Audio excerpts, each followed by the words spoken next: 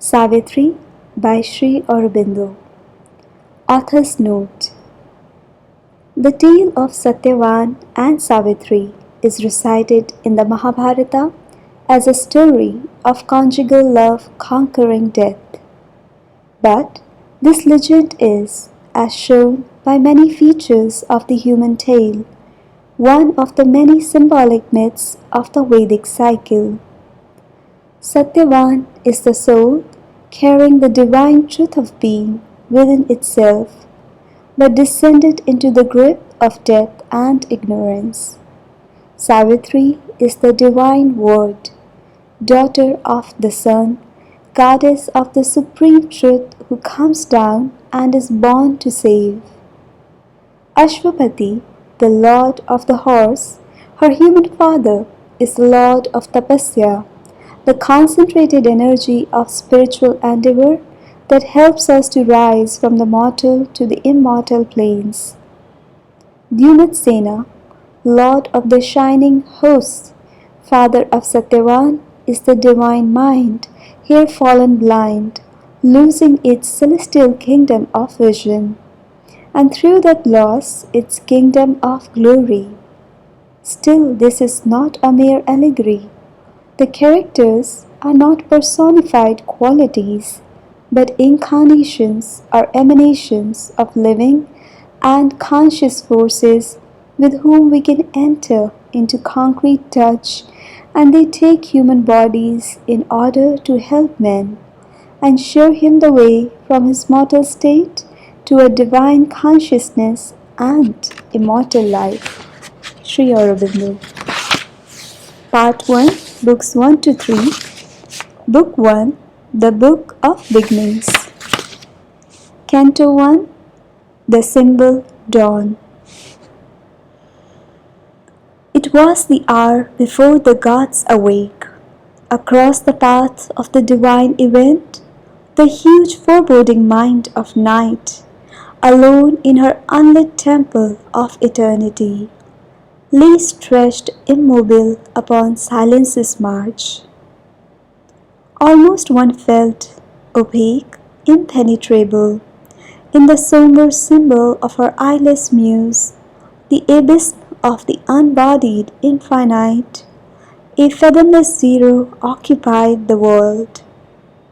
A power of fallen boundless self awake between the first and the last nothingness, recalling the tenebrous womb from which it came, turned from the insoluble mystery of birth and the tardy process of mortality, and longed to reach its end in vacant naught.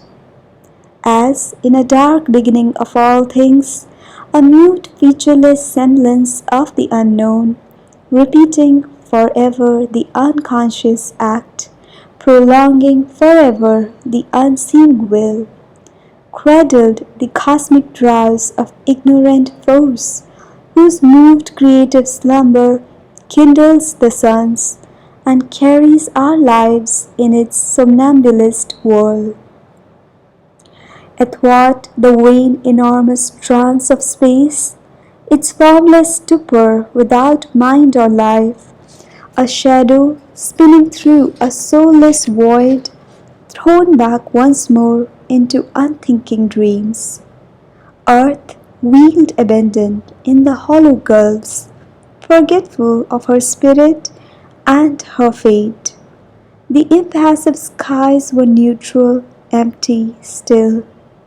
Then something in the inscrutable darkness stirred, a nameless movement, an unthought idea, insistent, dissatisfied, without an aim, something that wished but knew not how to be, teased the inconscient to wake ignorance. A throe that came and left a quivering trace, gave room for an old tired want unfilled, at peace in its subconscient moonless cave, to raise its head and look for absent light, straining closed eyes of vanished memory, like one who searches for a bygone self, and only meets the corpse of his desire. It was as though, even in this knots profound, even in this ultimate dissolution's core, there lurked an unremembering entity, survivor of a slain and buried past, condemned to resume the effort and the pang, reviving in another frustrate world. An unshaped consciousness desired light, and a blank prescience yearned towards distant change, as if a childlike finger laid on a cheek reminded of the endless need in things, the heedless mother of the universe, an infant longing clutched the sombre vast, insensibly somewhere a breach began.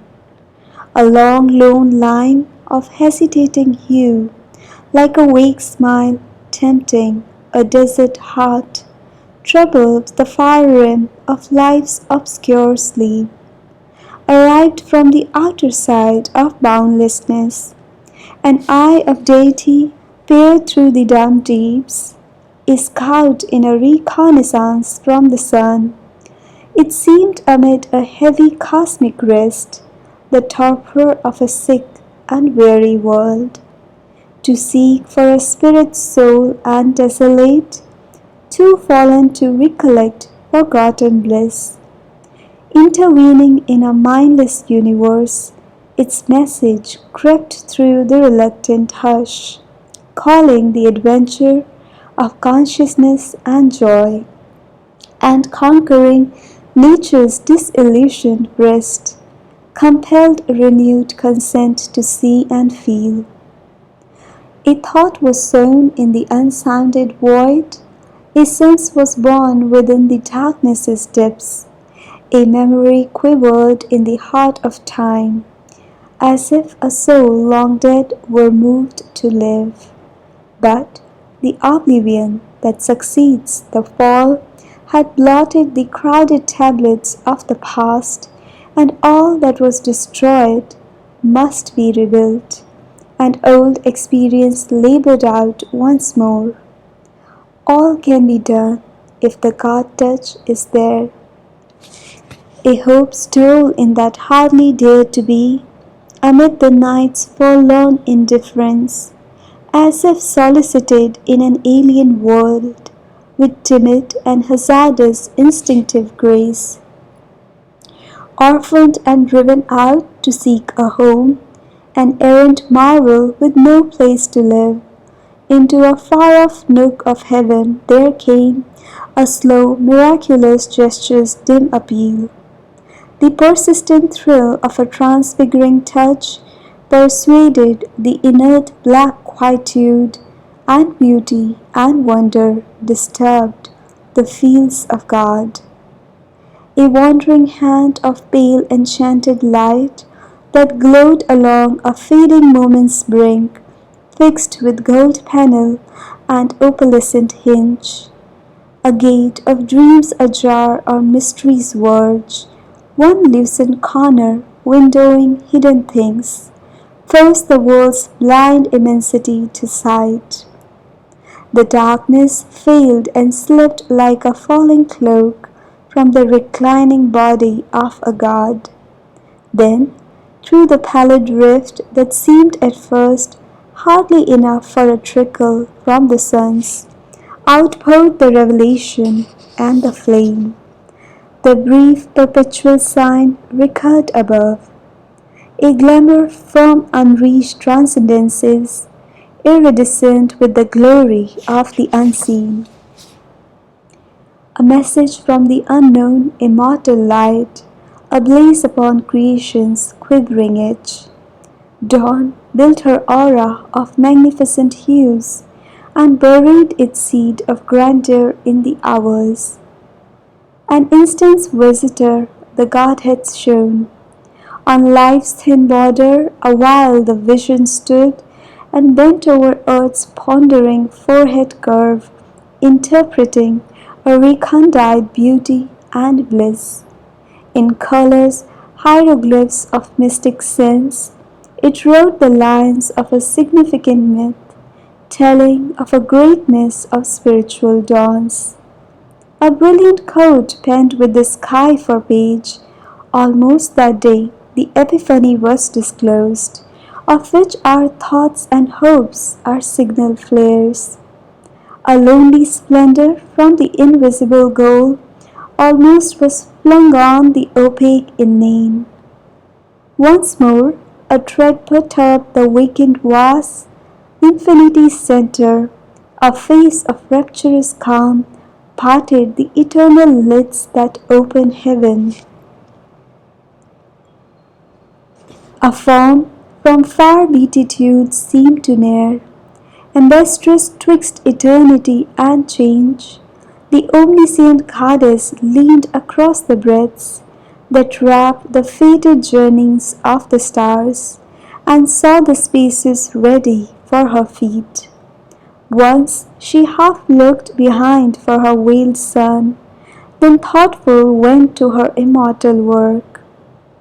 Earth felt the imperishable's passage close, the waking air of nature heard her steps, and wideness turned to her its limitless eye, and scattered on sealed depths her luminous smile, kindled to fire the silence of the worlds. All grew a consecration and a rite. Air was a vibrant link between earth and heaven, the wide-winged hymn of a great priestly wind arose and failed upon the altar hills. The high boughs prayed in a revealing sky. Here, where our half-lit ignorance skirts the gulfs, on the dumb bosom of the ambiguous earth, here where one knows not even the step in front, and truth has her throne on the shadowy back of doubt.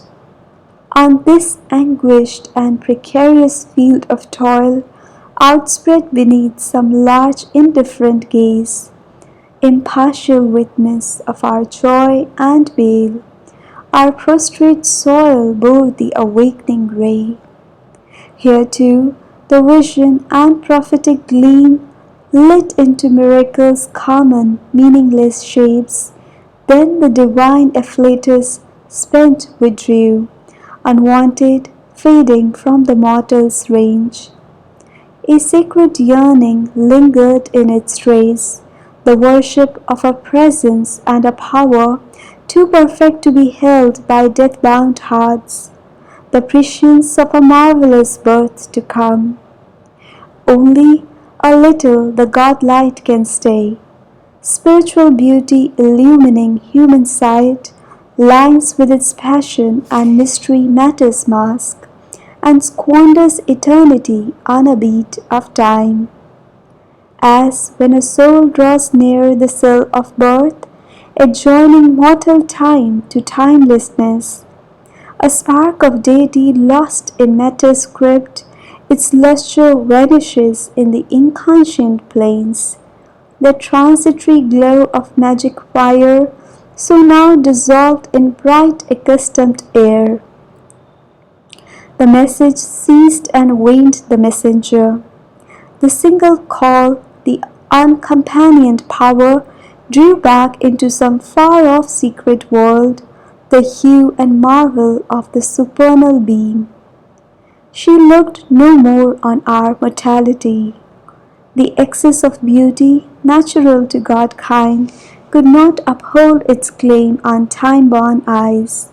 Too mystic real for space tenancy, her body of glory was expunged from heaven. The rarity and wonder lived no more. There was the common light of earthly day.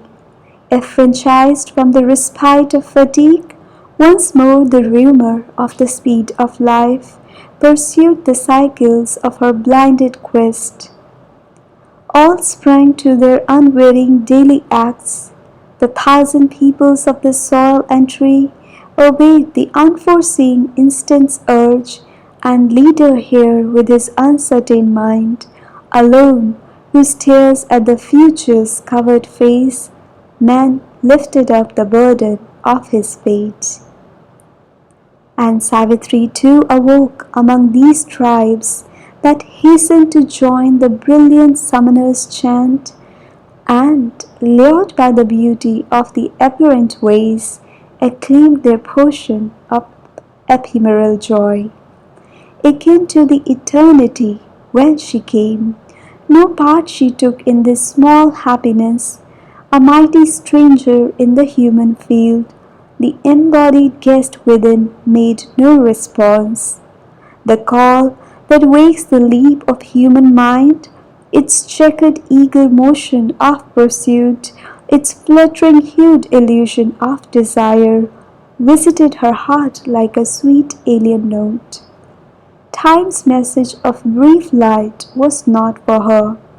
In her there was the anguish of the gods, imprisoned in our transient human mold, the deathless conquered by the death of things. A vaster nature's joy had once been hers, but long could keep not its gold heavenly hue, or stand upon this brittle earthly base. A narrow movement on time's deep abyss, life's fragile littleness denied the power, the proud and conscious wideness and the bliss she had brought with her into the human form, the calm delight that weds one soul to all, the key to the flaming doors of ecstasy. Earth's grain that needs the sap of pleasure and tears rejected the undying rapture's boon, offered to the daughter of infinity, her passion flower of love and doom she gave.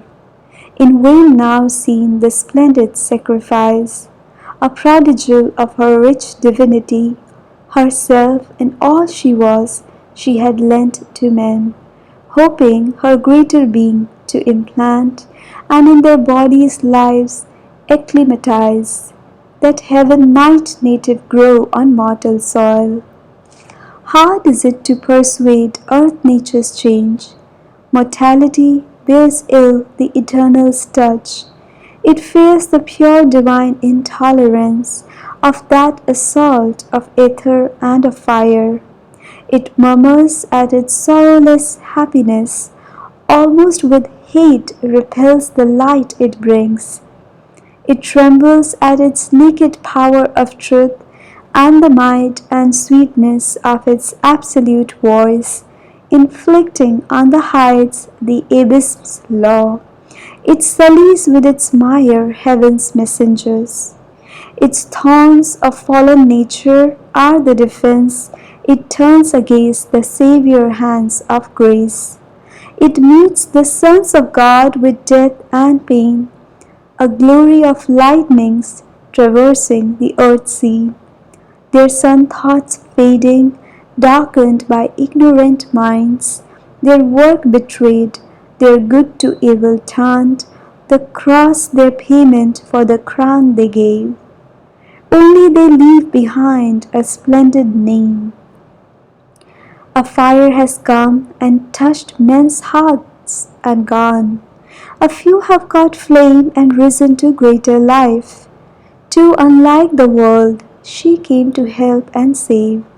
Her greatness weighed upon its ignorant breast, and from its deep chasms welled a dire return, a portion of its sorrow, struggle, fall. To live with grief, to confront death on her road, the mortal's lot became the immortal's share. Thus trapped in the gin of earthly destinies, awaiting her ordeal's hour abode, outcast from her inborn felicity, accepting life's obscure terrestrial role, hiding herself even from those she loved, the Godhead greater by a human fate.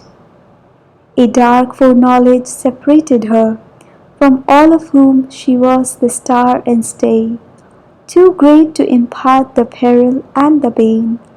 In her torn depths she kept the grief to come, as one who watching over men left blind, takes up the load of an unwitting race, harboring a foe whom with her heart she must feed. Unknown her act, unknown the doom she faced, unhelped she must foresee and dread and dare.